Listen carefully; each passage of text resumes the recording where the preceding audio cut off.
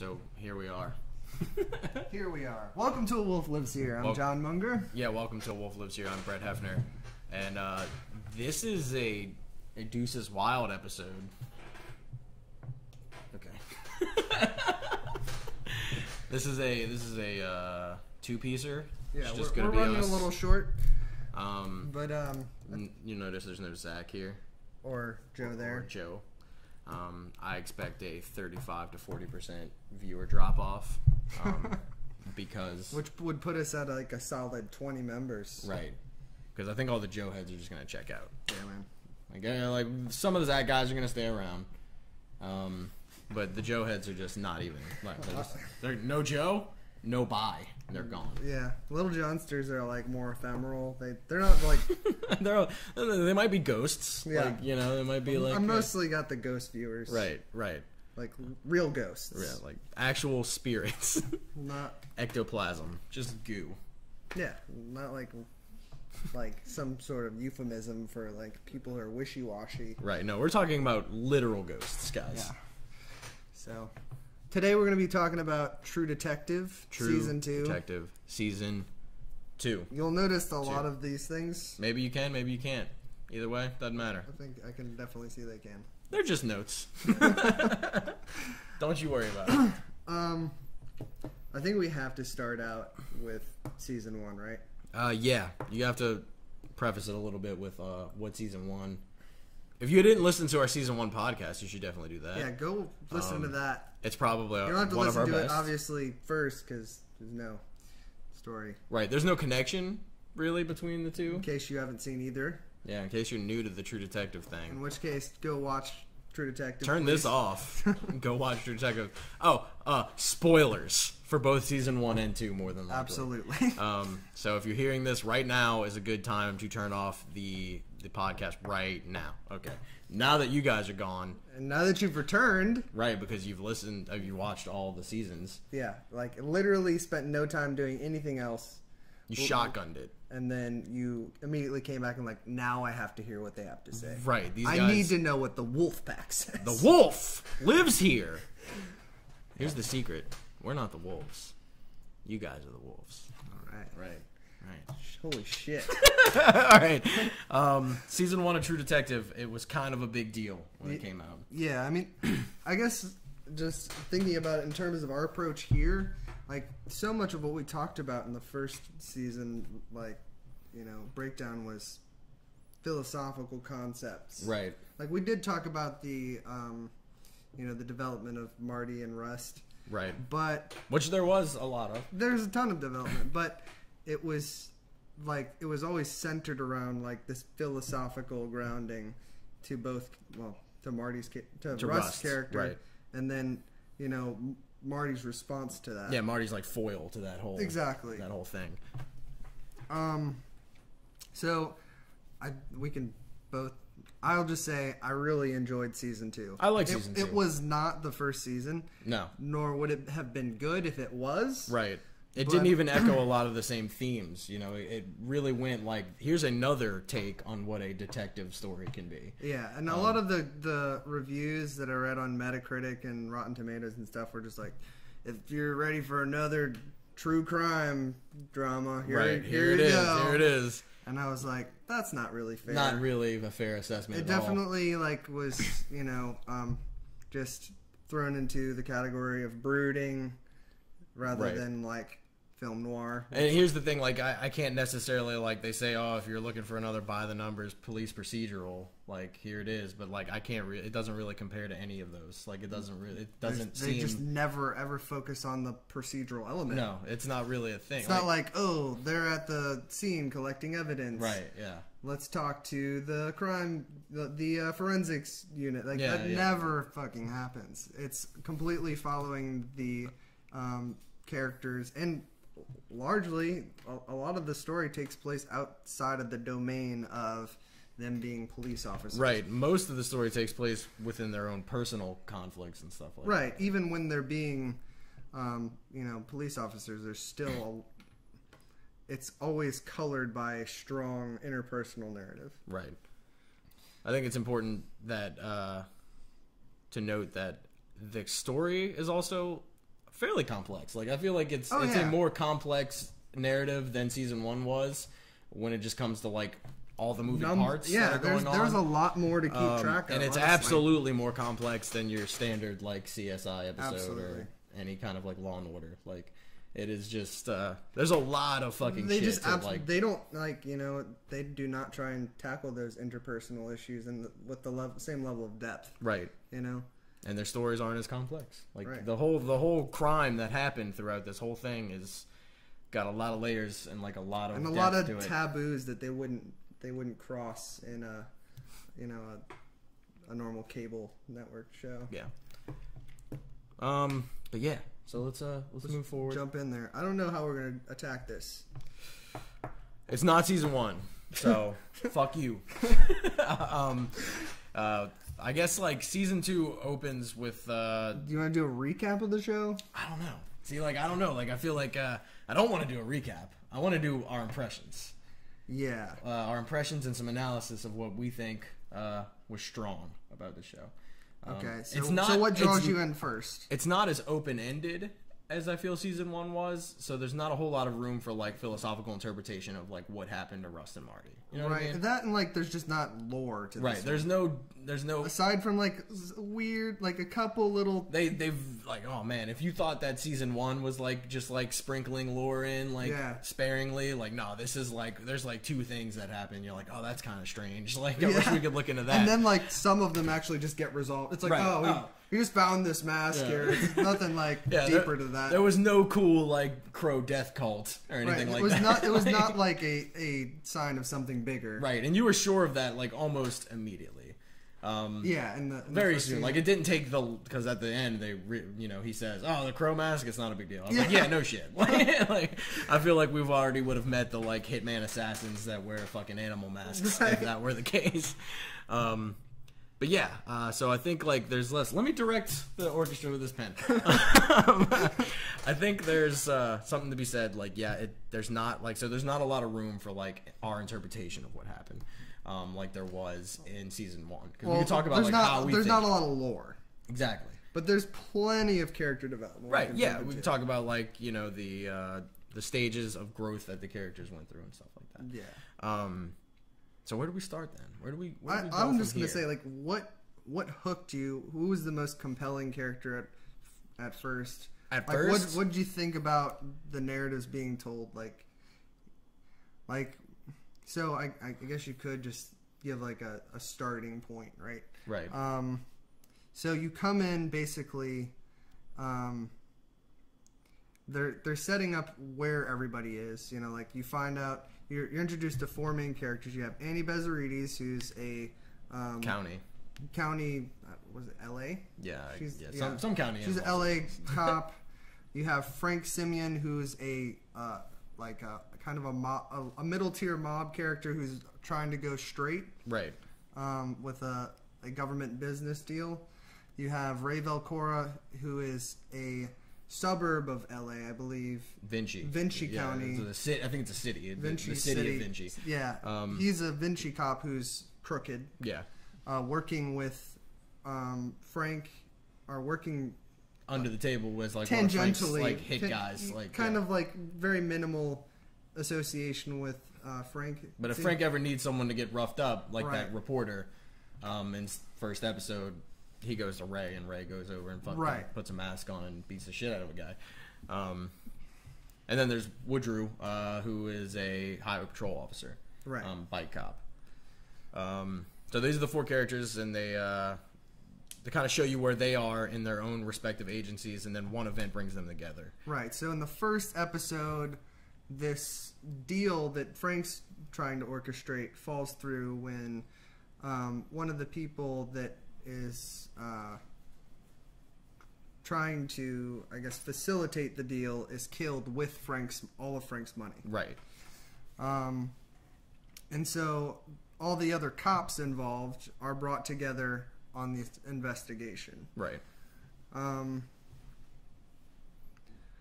guess at that point you're not like there's not a whole lot that you're already exploring with these characters. I don't think there's any tell at this point in the story that Woodrow is like struggling with. Oh no, there is. I mean, the first episode he has the motorcycle thing. Yeah, but right before he goes and rides on the motorcycle was the. Oh yeah. When he like goes in the bathroom and has to like take Viagra. Oh yeah, that's right. And so like you almost instantly know that he's struggling with his heterosexuality or his homosexuality. Or something. Yeah, like he's either highly stressed and has to take a pill to like cool down from the stress, or he has to take a pill to get it up to his extremely hot girlfriend. Right. Either way, it's hard for him to become aroused, and you see that he is scarred. He has burn marks all over his body. He's definitely battle torn. Initially, like he was the most interesting character to me. Right, he was for me too. I think. Mostly, they had that scene at the very end of season 1, which actually episode 1. Yeah, I'm sorry, episode 1 that actually results in him finding Casper by chance. Right, the dead guy. We're gonna have a lot of names. And we're going to go through them really fast. They've already seen this. Right, right. That's why they're tuning in. Yeah, they're tuning in. They get it. They understand. We're just preaching to the choir right now. But no, yeah, I feel like out of the 4, he was the most interesting for episode 1. Yeah. So at the very end, they had a really like, you know, a lot of good directors will sample from other media or other like movies and stuff. And I really liked that motorcycle scene because it's something that Hunter S. Thompson describes in like his memoirs, right? Like turning off the lights and going above 90 and feeling the insanity take over. Like that was like that perfectly crystallized his character for me. I'm like, oh shit, this dude's just like he has no idea. He's riding the line between. He's right on the line of facing his own death. He feels fucking dead. Yeah, like exactly. And that was interesting. Yeah, I mean there was so much mystique behind his character, and I think there still is. Like, I think you never find out what he did, and you also in Blackwater or it Black Mountain? I think in some event in the Middle East. A parallel to the Blackwater, mercenary group in the real world. Mm-hmm. But yeah, like you never find out exactly what he was doing over there. Right. I think in terms of like, mystique surrounding characters, Frank's got to be next. All his stories that he tells with his dad, and, being locked in a basement with. Oh man! And talking about that like last walk he does. Oh through the desert. Exactly. When they even flesh out some of his like youthful gangster phase, when they have like all the black guys like yelling at him, there's like, what was that? Like, I would love to have like seen some of that or heard some of that story. Like did he just get his ass kicked? Right? For, like, was he like years? Was he like the only like white kid in a bad neighborhood and like was picked on for it? Like, was he just trying to like push his way into like a gangster like area so he could be a crime guy? Like, we'll never know now. But you know what? That's all right. But that's the kind of stuff that we liked about season 1. Right. There were so many little details that they just mentioned, and you're like, what the fuck is this guy? What is that? Like Rust being like, oh yeah, by the way, he grew up in the woods without a TV, and like was a survivalist until he was 18. You're like, what? Okay. You got me. He can break wrists easily. None of that for Ray and Annie, really. I mean, there's some mystique around her childhood. Right. I actually did think she was kind of interesting I don't remember when they introduced her dad. Was that the first episode? Yeah, there was mystique at that point. Right, because when they were like, oh yeah, her dad is like a super big like hippie guy with like a commune that had people like coming in and out of it like all the time. I was like, well, that's kind of like a weird childhood to have. Like, I'm sure that wasn't awesome. Yeah. And I like that. I can't remember the name of the test that I don't know if you classify it as like a feminist test, but there's like the one where like a Bachelet test, or something the like Bechdel test. Not Bechdel. Okay, maybe not. But maybe it's Bechdel. Maybe the one that's if two women have a conversation that doesn't involve a man. Exactly, that's not talking about a man. Right. Yeah. Right. And I think it passes that. It doesn't pass it with like flying colors or anything. Right. But she definitely does have some woman-to-woman interaction, but it's not outside the context of like just her being a police officer. Right. Well, a lot of the time, like when she talks with her sister, it's about That's them. the only time. Like yeah. she talks with her sister and she talks about her and her sister. And that is good. I mean, that's, right. And then there's when she talks with the mother of the girl she's looking for, they just talk about her. You know, they talk about trying to find her. So yeah, you know. But it's not like, I guess what I'm saying is, aside from her sister, and that's I think as deep as it goes, like they don't generally talk about, like, I would imagine stuff that's like pertinent to the, like, a woman's experience. Right. You know, like there's nothing that's like, oh, this is going to be colored by, I mean, naturally everything's going to be colored by, but like if you're an investigator, you're only interested in facts, or you're more interested in facts. Now there's going to be stuff like dynamics that are naturally, like, you know, arise from the fact that she's a woman, but it's not like, oh, this is, I'm getting a different perspective on an experience. Right. You get that with her, but it's she's not talking with a woman. She's talking with Ray. Like it's most exaggerated when she's talking to her sister. Like, right.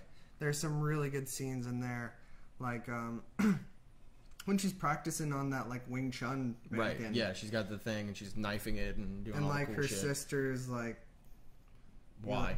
Yeah, like you came over, I was doing this. Right. She's like, yeah. But like, why? Why are you still doing it? People do, like, because stop. I don't like you. Exactly. Like there are some really telling moments there. But I mean, I don't know. I guess I was kind of disappointed in terms of, like, I would have liked to have seen a little bit. I like to get a different perspective, and I felt like that wasn't something they explored. Maybe it didn't make sense in the story. I don't think it would have been right. that I don't know. hard. I feel like by the end of it, I think Annie might be one of my favorite characters, though. Oh, definitely. Like I liked her character. Right. I just didn't. I felt like they could have done more to have a different perspective there. To have, like, a perspective of a female. And they do actually accentuate some points. Like one of the first things that you hear her talk about with Ray in the car is like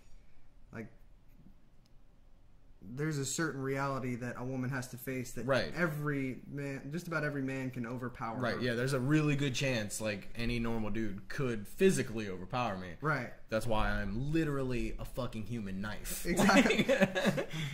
Like, yeah, he's asking her why she has so many knives. Right. And she's like, well, I'm going to make... Because I fucking need so many knives. Exactly. If somebody tries to overpower me, they're going to bleed out in less than a minute. Yeah. That's exactly what happens. Right, that's exactly what happens. She bleeds a guy out in less than a minute. And, we're not ready. She stomped some dude's nuts, too. Oh, yeah, that was awesome. And, like, I don't know. Like, yeah, that's, I feel like first episode, Ray came across as kind of just, like, deadbeat dad cop. Like, he's just trying to make right by his kid. He's trying to get back in his life. You don't really know. But then by the end of the episode, you're like, oh, no, this dude's, like, fucking nuts. Like, Yeah. this dude is the real deal Holyfield. Like, he's fucking crazy. Yeah, he, like, curses at his kid for being a fatty. Yeah, he calls him a fat pussy. Yeah. Which is hardcore. Yeah. like, that is a pretty hardcore thing to call your kid. And he asks him why they shit in his shoes, like, repeatedly. I remember that scene was really powerful for me. It was very jarring. Because, like, when I saw that, I was like, no, I can see that happening. Like, that's something. Oh, yeah. That's a like, reality of someone's life. They definitely sucked me into that. Right. I was like, holy shit, Ray. Yeah. This is a guy. Yeah. You're really doing this right now. Right. You're fucking on tilt, man. Yeah. Full fucking tilt. But yeah, it was like, it kind of... It's hard to paint, like, someone like that as a sympathetic character. But by the end, you actually do feel for all these people through their faults. Like, I feel like some have less faults, like maybe Paul Woodrow. But, like, that's the thing. He's got a glaring weakness. Right. Yeah, but it's like he's you're running definitely from his sympathetic reality. to all of them. He's running from his own reality, and, like, you kind of, like, you can't fault him for it because, like, you feel for him for it. Yeah, like, man, I mean, it's not a safe. It's not thing easy to come to terms with that, especially in his line of work. Maybe. Right. So, like, yeah, you feel for him there. And, but, like, you know, Ray, it's kind of hard at first, but eventually you do. It makes its way around to where you really want Ray and everyone to get out of this. That's kind of something I would like to explore a little bit. Like, why do you think for Woodrow, like, it's so difficult to come to terms with the fact that he's gay? Who knows, man? You think it's a who knows? It could be. I mean, like, I don't think. I think it begs a question, really. Right. Like, he didn't. His mom says one thing about it, but it's only seemingly because he's secretive about it. Right. Like, I know. Like we all know. She tries to that you're gay. She's trying to communicate with him. Right. She doesn't do it in a really nice way. No. Well, actually, it's a really defensive thing. It really is. Yeah. She's like, he's calling her out on taking her his $20,000. Man. Oof. And it's a wrong move, Mom. Yeah.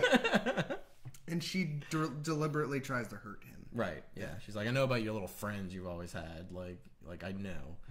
And yeah, it's a biting comment. But she also, I guess what I'm trying to say is that she doesn't say, I know you're a fucking fag. Right. Yeah. It could have been really envenomed. You know. But it's more like, I know you're. It could have been hiding from. It could have been like, Ray, you're a fat pussy. Like it could have been like something that you're like, oh my god, like what is happening right Ray's now? Ray's kid. Right. Yeah. Exactly. Yeah. Like. But it was more like, I know you're hiding that. Right. You know? Yeah. I know you're embarrassed by that. Like so, it makes you wonder. Like, is it fully in his own head? Like, is he just homophobic? Like, is he just at the end of the day internalized a lot of that homophobic narrative of existence? That comes from his I guess military that could kind of be a take on the military mindset or something. Right. That up until recently it was don't ask, don't tell. Right. And he's firmly don't tell. He is very don't tell. It's the thing that kills him. Right. Man, what does that say? What does that mean? When he literally gets killed because he isn't honest with himself. That's his fatal flaw. Right. I mean, at the end of the day, he is done in by his own inability to accept himself. His own weakness, his truest weakness, which is not his gun skills, because they're fucking awesome. Because he's fucking Solid Snake. Right. That dude's fucking big on boss. Point in there. Yeah. But yeah, he gets killed, shot in the back, because he can't come to terms with his own reality. Yeah. Sad. Yeah. There was the part where he's in season or episode 2 where he's just looking out the window at some male prostitute, and he is livid. It looks like he looks so conflicted. Right, you can't tell if he's very interested or if he's fucking pissed. I think he's both. Right, exactly. Yeah. And he is both because that's who he is as a person. And I'm just kudos to that actor for being able to pull off both. Yeah. Because that's what it looked like. Yeah. It looked like a dude who fucking wanted to have sex with that guy and fucking wanted to kill him. And wanted to kill himself for it. Yeah. And he just is, he's I feel like as far as acting goes, he might have done the best. I feel like he might have done the best. I like Frank. I really like Vince Vaughn. But a lot of the time, and I know this isn't his fault, a lot of his lines are fucking detective error, fucking Dick Tracy comic book lines. It's just fucking you know what I am? I'm a fucking teeth monster guy. You're all right, dude, we get it. You're a gangster or whatever. No, it didn't it wasn't as glaring a trope to me because of his talking to Jordan. Right. That's what really sells me on the fact that it's that what differentiates him from every other by the numbers mid-tier gangster. Yeah, guy. It's kind of a new character that they introduce with him. Here's a gangster guy that confides everything with his wife, and he really cherishes her input on things. And really wants to be a good father, wants to actually get out of this. Is genuinely just a stepping stone for him. Right. And he doesn't get lost. He's done. He's really done with the life. I don't buy the Michael from Grand Theft Auto thing where it's he says he wants out, but he really doesn't. At his core, he wants to be a criminal. Right. That's not Frank. What I see is that he has a code. He won't let people just shit on him. Right. But he also he knows how to play the mob game. Right. And he knows how to play it well. But he at the end of the day, he's looking for an out. Right. He wants out. He really cares about his wife.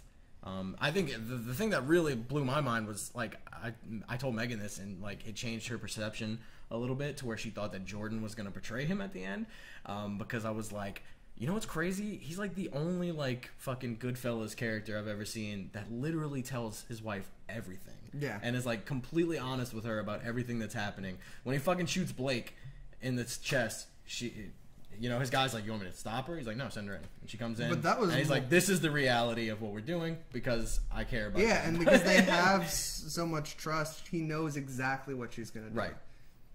She's like, "Let's go, Bonnie and Clyde. Yeah, let's do it. We're gonna do it together. We're going down. down. We do everything Blaze of together." Glory. And she was like, "You know what? You're fucking right." Because I was like, he never lies to her. And they He's really always straight with her. Yeah. And she was like, "She's gonna fucking betray me." It's really cool though because like there is a time where he starts getting silent, right? And you see that like she's not okay with that, right? And she very much like no. And she reels him in, right? He calls him a gangster, and he's like, "You know, I hate that word," right? You know, and she reframes the adoption thing for him, right? And you see him be like truly moved, right? Yeah, truly moved. Talk about a good scene, but that is also one of those lines that it was like, wow, that's like a really fucking like detective gangster guy trophy thing, right? Yeah, I can't remember how it phrased it. I don't need anyone else's baggage or something like that. Like you don't adopt someone else's baggage or something like that. Yeah, but like that's just a thing. Right, if you're a really guarded person. Yeah, I mean it's not a sentiment I don't believe exists. And it's also like just doesn't seem that unrealistic to me. I don't know. The line was like, what do you think gangsters look like? Not like him. Like really endearing and right. He is very really open and vulnerable. But like he's right. But willing to shoot people in the face. Right. I don't know, the line itself, it was just a silly line. There's other silly lines. You've just seen too much you've seen too much of the mafia films. Maybe and you're like, this is all just they're all the same. Can you do something original for once? Right. Like as if there's this huge cross section of gangsters that like media there's like just from. this there's such a variety here. There's gangsters in every slice of life. Right, you got your condescending gangsters, you got your sweetheart gangsters. Like I don't know, I just don't want him to speak like a fucking guy all the time. But, I don't know. He's a great character. I don't know. At the end it's hard to pick like who I felt really like defined the show. Like who was the detective? Like who's the one? Like who's the Rust? You know, like who's the guy? No one? I don't think anyone is. Woodrow? You think? Woodrow maybe? Before he gets shot in the face? I think it's even better that he gets fucking shot. Like well, they had to like. I guess what I really liked, and a lot of people that I've talked to about it didn't like the ending because your characters die. For as nihilistic and dark as season 1 is, it has a happy ending. Like it has something you could call like a happy ending. They come together, they form a bond in the fucking fires of Carcosa, and they're kind of like bros afterwards. Like, oh, definitely. And like that's happy to me. Like that's a oh happy yeah, ending. It was absolutely happy. This not so much. Like this, pretty much everyone gets fucking dead. But I thought it was just true to its character development. I love it about it. Yeah. Because there is no, when you're writing a story like this, there comes to a point where there's no logical conclusion where these people get out alive. Right. That's believable. You know what I mean? I mean, honestly, they could have sold me on the fact that they made it out alive. Really? In that, with how they handled the situation, like Frank's got it all mapped out. That was cool. But like, by then it's too late, I feel like. Even by that point, it's like, no, guys, it's over. Like, you guys are wanted criminals, like, all over. You're posted all over the national news, like Bezarides and Ray are. They're blaming Woodrew's death on you guys. They're blaming Holloway and that other guy who got shot at the train station's death on you guys. Like, it's done. Like, they're fucking mobilizing. But they don't get Bezarides. They don't. So if someone gets out, I mean, but like, I doubt that's the way she wanted to get out, you know? Right. And I appreciate that. I appreciate someone who's willing to. I mean, it's like pretty popular these days. So you feel like So I guess the way you're looking at is like if they had not hunted Ray down in the woods, they both would have died, kind of thing. What do you mean? Like Ray truly saved Annie. He may have damned her by going to see his son, but damned himself. Right. Yeah, he may if he just didn't see the tracker and went straight there, he may have damned them both. But I don't feel like there's in the world of that, like there's no way that dude leaves without going to see his son. Like that is oh yeah, that is just a you ramification knew he had to of the reality that is the show, you know, like and Ray Belcorno, right, he is, yeah, he's gonna go see his son one last time. That's gonna happen. I thought it was really like, I don't know if it was a trivial gesture that, you know, his son has his dad's badge on the table while they're playing D&D or whatever. Yeah, or Hero Clicks or whatever they. Right. Yeah. Yeah. Definitely not making Gundams. What did that mean to you? That he carried it with him? I think Ray struggles throughout the entire show in thinking that his son doesn't care about him. Definitely. And I think he knows in a way his son probably shouldn't because of the things he does when he gets upset. Like he has a fucking hair trigger, temper. He calls his son a fat pussy. That's over the line. But he's also his dad. Right. He is also his dad, and he also tries to put in the effort when he's not acting like a fucking lunatic. Yeah, and clearly his home life's good enough that he's able to put in perspective how crazy and fucking batshit his dad is. Right. But also respect that he cares about him and that he's his dad. Right. You know? Like, yeah, you're fucking nuts. Yeah.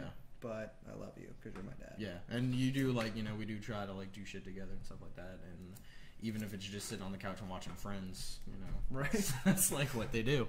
But, yeah, I think that was a tense moment with him and the lady. Yeah. Right? Also a very real moment, I guess. Yeah, you know, like, so we're just talking about, you know, his visitation with Chad, like social workers coming by to watch the visitation and record. Yeah, and that was just really difficult. and he says like one thing to her, and she's very curt. She's like, "Don't talk to me." Like it's like, not in your best interest. All right, is that what this is? Like, yeah, sure. Well, he's definitely being aggressive, right? I think he becomes aggressive after she's like so like dismissive. Yeah. I think she was pretty ginger about it, initially. Maybe. Maybe I'm just projecting. Yeah. You're like, fuck you, bitch. Get on my family. He just wants to love his son. Fat pussy. I don't know. Cocaine. Right. Cocaine's a hell of a drug. Oh, man. That was a weird scene. You want to talk about, can we unpack that a little bit? Okay. That fucking drugged out. Like, so he... What prompts that? I can't exactly remember. I think he really thinks his son doesn't give a shit. Like, you think, like, because it's right after... It's right after that, yeah. Right. Okay, he's like, hey, man, like, let's build a model. His son seems very detached. Oh, yeah, so he lets him go early. He becomes very clinical. Yeah. He, you know, he... It's, I think, like... So the only thing he really says to him during the visitation is he doesn't want to build models because they kill people. Right. He's like, that, you know, this thing can unload 50 bombs and... Right, and he's like, oh, I'm a guy who kills people, so, like, I suck. And then he's, like, watching Friends, and he's like, there's complete detachment right now. Right. Like, I fucked up. He's like, I hate Friends. And so he's like, all right, I don't care. I'm going to completely blot this out. Yeah, this has never happened. I'm gonna go like 20-year-old. I can live. I can party. I can do like I can escape this. So he puts on some rock music and just like snorts a whole shit ton of coke and drinks a bunch of fucking alcohol. Drinks a ton of Johnny Walker. A lot of Johnny Walker in this one. Right. A lot of Johnny Walker. I think he's got like the red or like the black label. He definitely doesn't have blue label. The primo shit. The blue label is always on the table when Frank's there. Right. Because Frank is a boss. Yeah. Frank is the boss. Yeah, Frank is definitely the boss. But yeah, so that was a weird scene, but yeah, he's pretty pissed. You can tell at that point he's very much questioning whether or not his son cares about him. He's always questioning that. That's his main motivation, is like trying to make a connection with his children. And I think it's like if Rust were psychoanalyzing, trying to find that cathartic narrative, all of this is kind of his penance for murdering that guy. Right. You know? Like if these are all things that abstract from that, basically. Like, yeah, I mean, like he's a tortured person because of what he did. Exactly. And how he did it. Right. He never gave the guy a chance to react. We're talking about the person he thinks raped his wife and who he thinks may be Chad's biological father, right? Which you find out wasn't, right? But yeah, he and that was kind of like echoed at the very end pretty explicitly that like hasn't talked about this. It's been on his chest for a while. Right. Bezarides tells him you're not a bad person. He's like, I am I'm a bad person. And I think that's his biggest growth throughout the whole thing is that he's willing to admit that maybe that he is a bad person. I think just because I think he's done a lot of morally important things. Right. But I just don't feel like people are intrinsically evil. Right. I don't know. I mean, you definitely can do. I feel like if you have to boil it down to okay, so let's say over the past 5 years, how much of a bad person have you been? I've been a really bad person. How many bad guy habits do you have? Right. What are you doing that makes you a bad person? Right. I think there are a lot of things. He definitely is. Just because he's a bad person now doesn't mean he will always be. And it seemed like he may be in a place to. It's hard for someone like Ray. Do you think Ray will ever be a good guy?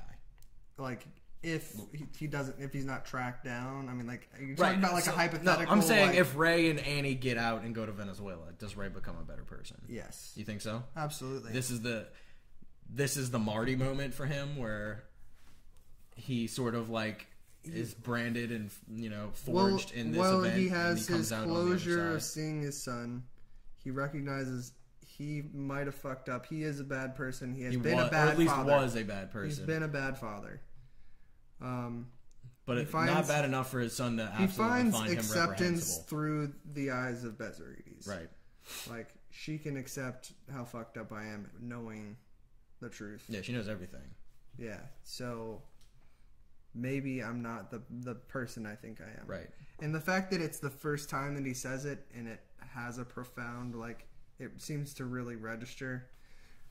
I think he probably doesn't become I think he does make improvements from there on out. Right.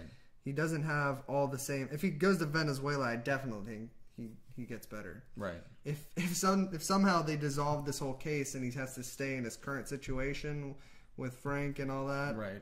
Well, Frank's going. He and Frank were going to be together. I know this is together. completely hypothetical, but right. I'm saying if you didn't take him out of that environment, then I think he has a lot higher chance of just getting in the same shit. Right.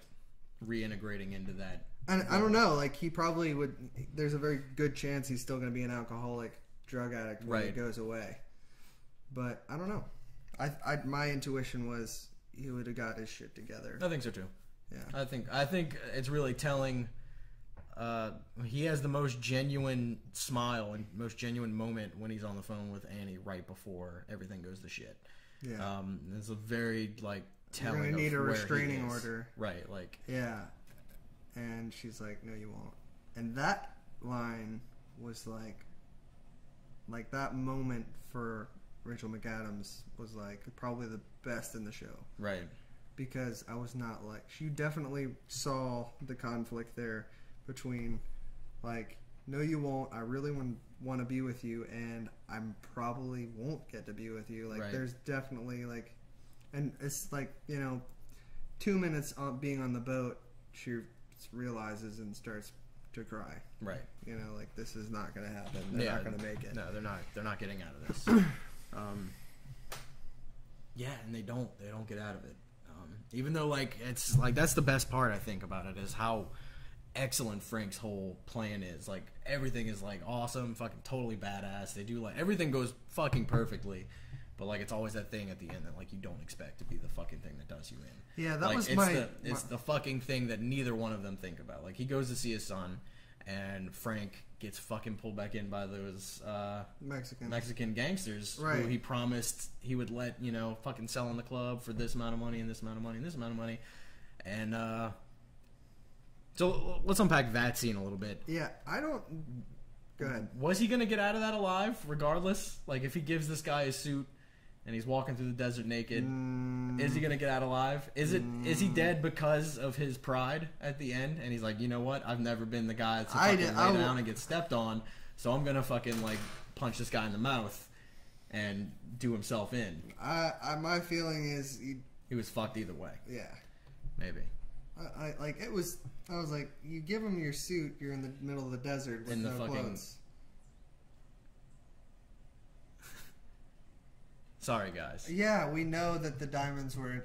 Thanks, Reed. Reed, you should have gotten fucking on the. Oh no way! The diamonds weren't as. he's a fucking master criminal. He can fucking sleight of hand that shit into his boxers like while he's taking his fucking suit off. Like, but that, to me, that didn't matter. It's like no, he wasn't like. Because either way, he's still stranded in the fucking desert with no clothes. Exactly. He's in the middle of the desert with no clothes. Either way, the clothes are coming off, or he's punching somebody and getting stabbed. Like those are his options. And then his options if he loses his fucking clothes, even if he gets the diamonds, is walking through the desert at fucking high fucking noon, like fucking 120-degree heat with no protection, no phone for who knows how long. Right. You know? I don't know. Like I felt like they take off your clothes, they shoot you in the face. Right. Yeah. They might even just do you there. Okay. Thank you for the suit. Nice suit. Fuck. Like I feel like that was the only reason they actually drove off. Right, like why come out here all the way if we can even work this out at this point? Like they had this grave dug for him. They it seems like if you show weakness, they're going to just capitalize on it. Yeah, so I think that was the best move. Like I thought the way it would definitely pan out if he gave him the suit was he would have been like, "Oh, you're a bitch," and they would have shot him. Yeah, they just would have shot him anyway. Yeah. He definitely wasn't gonna fucking tier 1 operator that shit like fucking Paul would, just fucking get in there, fucking take someone, take the knife, fucking slit the dude's destroy throat. Everybody. The dude was a beast. He got shot in the back by a punk, and a crooked cop, a traitor. What was the most moving scene for Paul for you? Probably trying to grab that gun, honestly, right there at the very end. He's crawling to the gun. Oh, and right. No fucking even Fuck you. Yeah, no Fuck second you. of I'm giving up. No, he's like, no, I'm gonna fucking kill you now. I'm still gonna win this. And then he doesn't, and that's heartbreaking.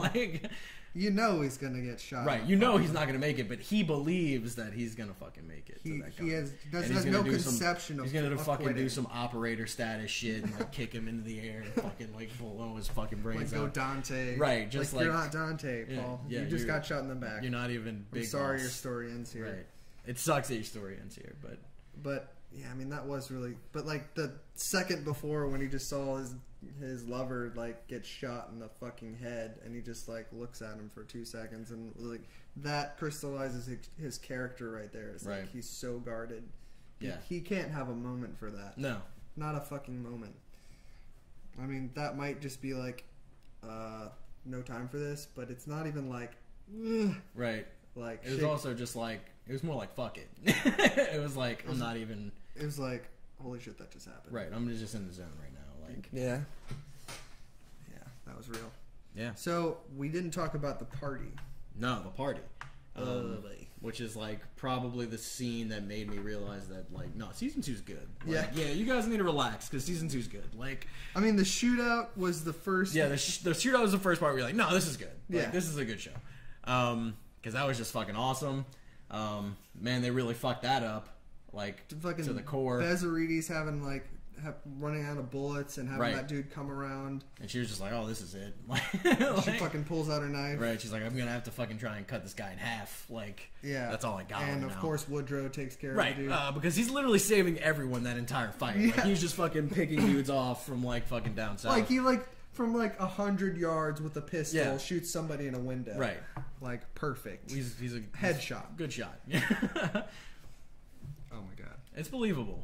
Yeah, I mean he misses quite a few times, but then gets the perfect grounding when you've seen on the car. The shit I've seen, dudes who really fucking shoot guns, they're doing crazier shit than that, and you're that's fucking retarded. I don't believe you're human right now because you're fucking 150 yards away on your head shooting a fucking silhouette this big, and I was just no, I'll never do that. Not in a million fucking years will I be able to fucking lay on my head backwards and shoot a silhouette from a football field away.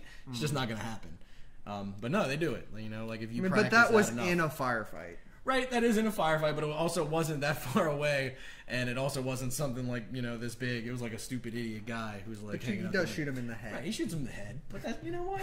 If he would have shot him in the chest, I still would have been impressed. No, He's definitely the most skilled out of all of them when it comes to like. And like they do recognize that in the end. They're like, Right. "He saved our ass." Yeah, he saved our ass completely. Like on both occasions. Ray was kind of a badass at the party. right.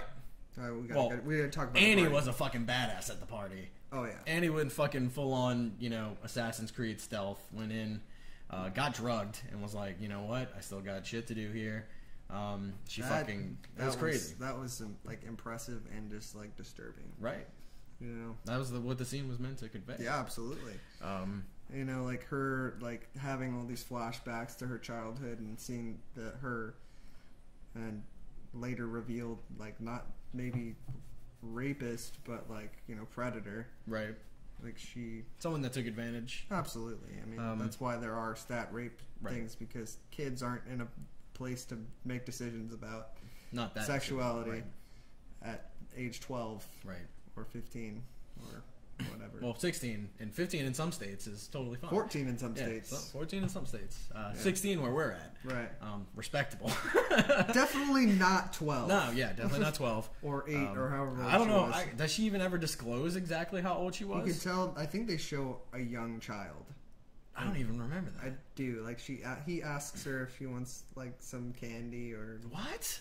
Did I just like black out? Was this during the party scene? During the party. I must have just been like so fucking like the taken dynamics out of like what's going party. on, right? Like yeah, because there are all kinds of graphic sex scenes going on. Yeah, she's at she's at like a sex party. It was like that was the most like visceral like feeling that I had. Do you want to feel like sex is gross? Here you go. It was more like, God, this is so like I don't want to say like part of me like the overwhelming feeling I have is like this is so fucked up, right? And then the other part is like, oh my God, this is really fucking sexy. Yeah, right. Like you're so torn. I wasn't as torn. I don't. No, not like torn. I'm definitely not deliberating about. Right, like, whether I wish I was there. Like it's just like there's like it just. Well, there's something naturally sexual about the human experience. So it's just like, and there are definitely girls in there who look like they're having a great time. Yeah. And like even the girl she saves is like, I didn't want to fucking be saved. Like, who are you to say that I can't be, getting paid to do drugs and have sex with people? I don't know. Like, I guess that's fine if that's what they choose to do. But just the fact that I would be okay with it if they hadn't taken all their personal identification. Right, taken everything from them. Taken them slaves momentarily. Right, for real. Like you sign over your existence for a moment, and then you are drugged into a state of like lucidity or like not lucidity, ecstasy, and like complacence. Right. And, so you're completely complacent with everything that's happening, and so it's like, is it fair? No, not at all. Like this is definitely so. Like I guess the part that is like was really powerful to me.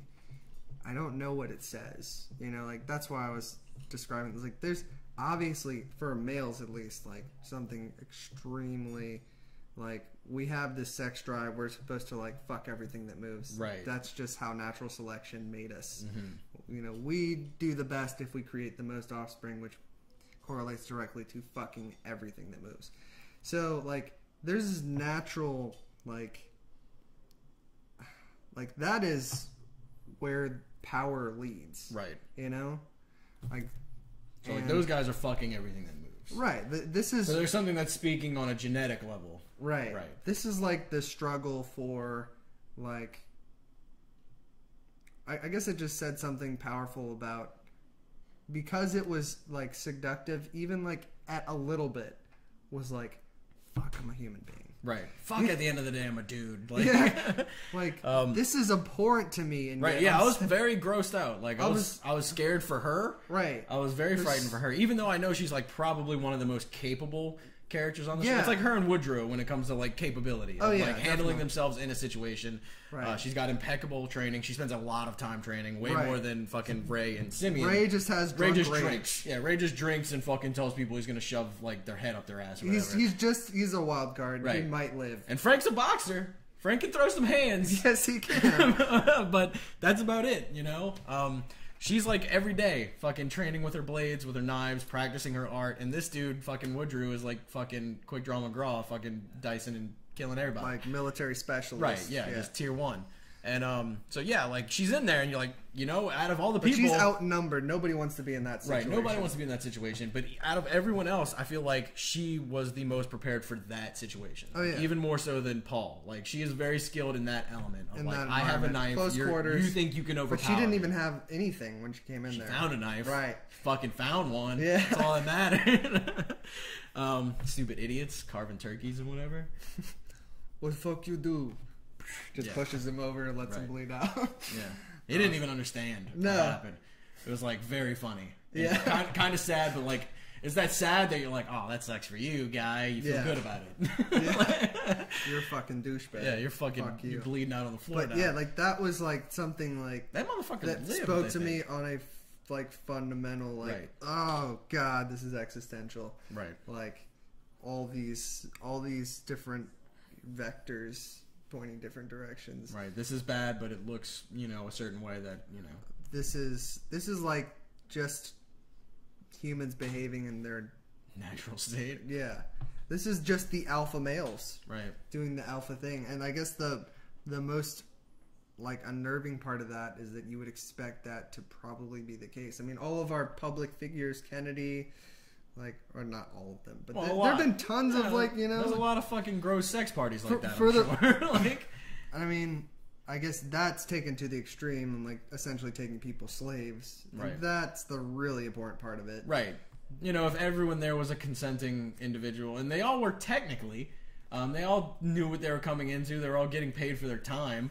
But like, what trap are you in? You know what I mean? Like what happens if you don't? What happens if you get to that point? You know, like, know what? I'm not into this anymore. That's not too bad. an option. You're already in the door. Yeah. So guess what? So then, yeah, it becomes very clear that you don't have as much say in this as a normal person. That's clear from the jump, which is why it feels wrong. Right. Like that's where the gross part comes in. Yeah. So Bezarides is just trying to sneak out this missing person. Right. She finds her girl, the one she's been looking for. This guy that tried to grab her at the beginning of the party finds her again. Right. She's like, no. She literally says no. Yeah. She says, no, this isn't happening. She grabs his arm. She pushes him down, kicks him in the nuts. Some dude comes up. The Russian dude comes over.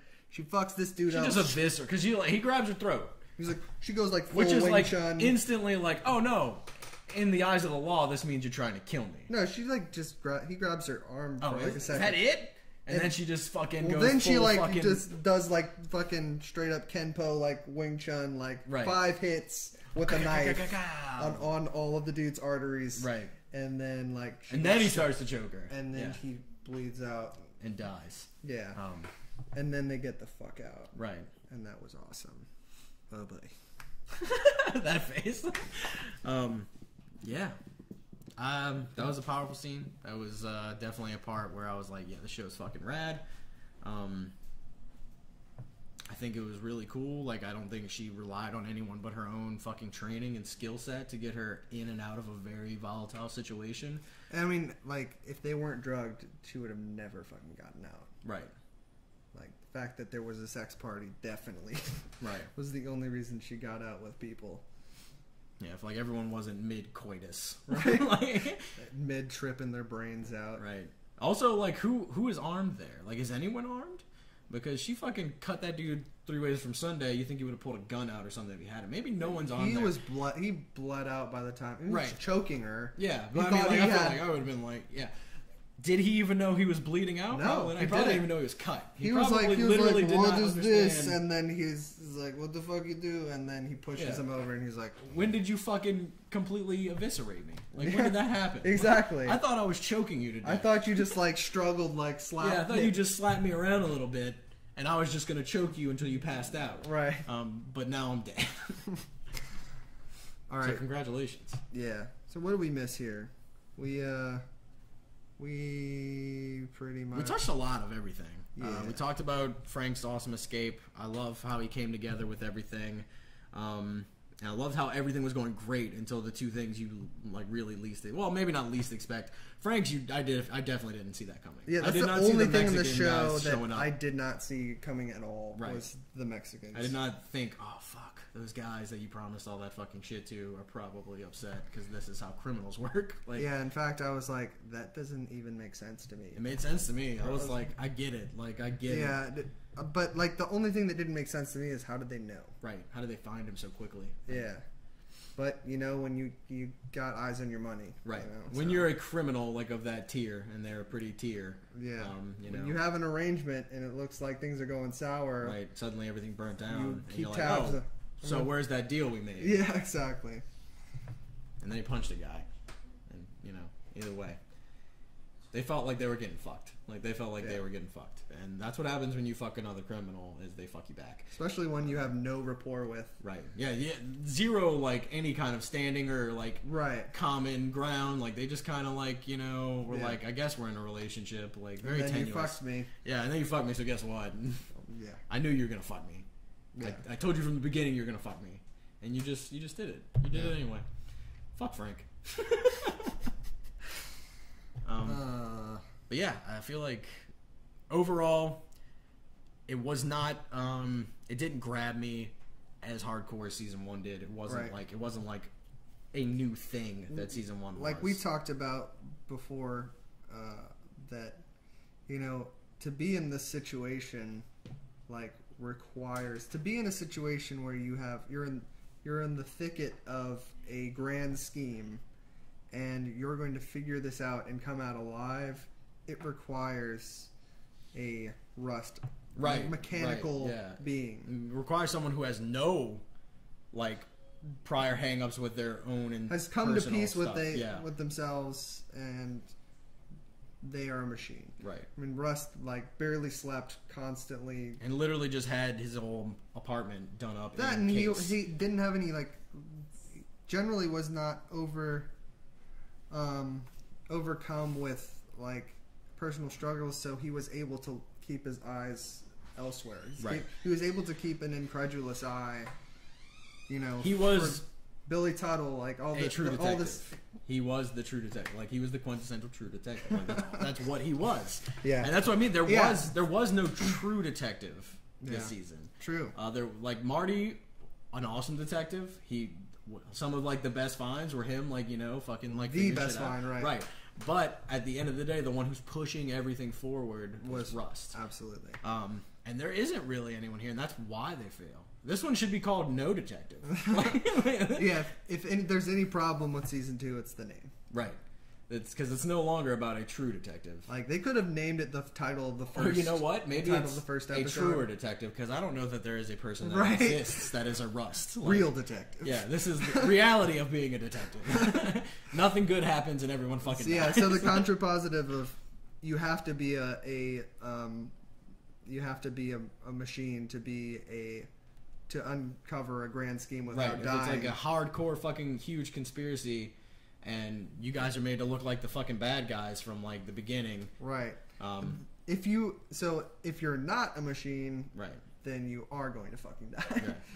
Yeah. These were not the people that could solve that case. If and only if you are. It's almost machine. As if like fucking Tony Chisani like handpicked these people to be the ones dealing with all this bullshit, because like I know that's not the case. That's not at all what happened. But, like, he got fucking lucky that it was these 4 people that were, like, stumbling upon his criminal empire. Well, I mean, like, I think it could have been anyone, because that's how deeply ingrained it was in the infrastructure. They owned everybody. Yeah. You know, like, there was no way. It didn't matter who got it, as long as it was in their infrastructure, and their infrastructure contained everything. Right. But, like, what if there were people who weren't The only thing that they didn't... What if they had 4 Woodrows... None struggling with, it's Woodrow actually. Oh, really? Yeah. Oh, okay. That's why I said like I'm gonna call him Woodrow like a million times. Oh, fuck. Woodrow. What if there's all 4 were him, but he didn't have the internal struggle? So you just had a tier 1 operator with like say 4 clones, man. That's not even 4 clones. Just guys I know. of his caliber. Maybe with like. Annie and Ray's detective then abilities. you have Terminator. And Right, you have something close to a Rust. I mean, that was the really, like, practically unrepeatable part. How about this? You have 4 Martys. I feel like 4 Martys could have handled this. I feel like 4 Martys would have got way. You don't think so? No fucking way, because he's too distracted. That's right, with like Alex Daddario. Yeah, super Forgot hot about tits. that. Yeah, forgot. He is, his whole family life is pretty fucked too. Yeah. Okay, so post family life Marty, like, which doesn't exist without Rust. Right. It doesn't exist without Rust. I mean, he is the guiding force. Like, he's what causes him. He's also his propellant. You know. Yeah. Like, he wouldn't have had the duty. He wouldn't have had that strong, like, sense of urgency. Like, I have to solve this. He was completely ready to let it just slide. Right. So post Rust Martys. 4 post Rust Martys. They get it done. They get it done. Fair enough. They solve it. And they get out alive. And Annie, Lady Marty, she makes it, and she marries Lady Ray or Marty Ray. Marty Ray. And that just sounds perfectly Southern. Yeah. Lady Marty Ray. Lady Marty Ray. All right. The tranny. Right. The tranny hybrid. Already, tranny is hybrid, yeah. right? That's that just sounds redundant. Tranny's already a harsh word, so we're swinging for the fences. I'm sorry, I really should learn better. I just don't have the terminology. Yeah, right. Like, what's accepted now? I definitely don't harbor any ill will towards transsexuals. There we go. Transsexuals. Right. Boom. Transsexuals. We made it. Yeah. Sorry if we offended. We had to make up for Zach in some way. It's not that I don't harbor any ill will. I don't, but it's further than that. It's like I completely respect and encourage your decision. Be who you are. Right. Do what you want. I love you. You're a good person. John loves you. I don't know you. We all love you. But like you're equally human. Right. You have all the rights that everybody else. Do has. as thou wilt. You know. Yeah, man. Yeah. And sorry for being insensitive. Really. We're trying to be more sensitive. Well, when Zach's not here, it's pretty easy. Right. But like I'm saying, we're just making up for him when we say off the cuff stuff like that. Yeah. We got to make up for him in some way. We need someone to just. We really don't have to. No, but I mean, you know what? Sometimes we're dirtbags. All right. It's a perfect way to characterize our friend Zach. He's the most lovable dirtbag you'll ever meet. He's like the first one to tell you that he's a lovable dirtbag. So yeah, I think we hit it. We hit it good. Yeah. I mean, like, I guess one other thing I want to go into is, like, people call it brooding. I don't know that. I guess, like, I'd like to explore why that is offensive to me. Right. Because it doesn't seem brooding to you? Well, there's, like, I guess it's just dismissive. Or is that derivative? It's just, they use it as a pejorative. Right. And I don't really appreciate that. Yeah. I mean, it's like, it's just brooding. Like, it is not an emo kid cutting himself in the corner. Right. Like, no offense. Not trying to trivialize. Oh, come on. Here we go. No, we're not. It's not, and it's not. It all seems genuine. It's not just broody for the sake of being broody. It's not self-absorbed. Just like it's not angst. Yeah, it's not just morbid, constant self-reflection or like being overly self-involved. It's not angsty teenager brooding. Right. And that's, I guess, when it's used as a pejorative, that's what I think of. It's like this completely self-absorbed, does not have a good perspective on reality. It's just too involved in his own self to really take in the reality of a situation, which is life isn't that bad. You take care of that, buddy?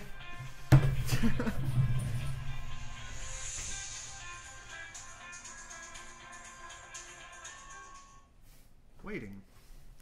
What up? That's my wife. Yeah.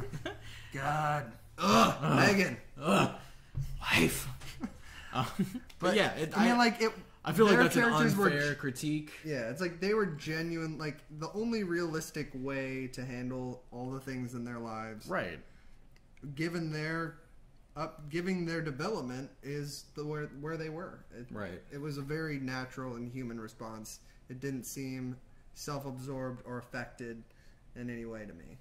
it was. And like, I wouldn't characterize season 1 as brooding, but I feel like you could levy the same critique if you're going to be that dismissive about it. You know, like you could easily say, "Oh, well, Russ is just a brooding guy." Right? Like, oh, sure, if you just want to boil sure, it down. I bet you if you looked up on Metacritic the negative reviews of season 1, I'm sure it's brooding. I'm sure, yeah. Somebody said it's brooding. Just typical brooding, like right? Yeah, absolutely. McConaughey doesn't know his right. fucking asshole from his elbow, like. No! Send her that I'm busy text. I did. I sent her the I'm in a meeting text. I'm gonna have to call her back. It's probably something important. Oh man. But yeah, we should probably call her back. We should probably wrap it up then. Okay. Guys, thank you for listening to the True Detective Season 2 podcast of A Wolf Lives Here. Follow us at A Wolf Lives Here. Do that. Follow me at Ninja Nizier. Ninja Nizier. Yeah. I really wish I had an easier name. I don't have a tweeter. Like us on Facebook. Rate us on iTunes. That would be extremely helpful. Man, if like even one person hears this and is like, you know what, I'm going to throw these guys a bone and rate you, do it. That would just be rad. You know, we ought to have like this self-promotion like halfway through. Right. That would be rad. Yeah, we'll get out of our meta. We'll figure it out. But thanks for joining us. Please contact us about this. Let us know what you think. Right. If you want us to like read your fucking emails, we'll do that. Like, if we definitely are going to read your emails. Like, if you send us something, we're going to talk about it if you want us to. Like, it will come up on the podcast. So look forward to next week. Yeah, look forward to next week. Not sure what we're going to be talking about. We might do the Metal Gear. Oh yeah, I forgot. Shit. We might go fucking balls into Metal Gear. We are definitely going to do Metal Gear because September 1st, it's going to be released, and that doesn't leave us with much time. So we're going to try and do the best retrospective we can. Stay tuned. The whole series, guys. That's a lot of shit to cover. So get ready. Yeah, get fucking ready. It's about to be real. All right, guys.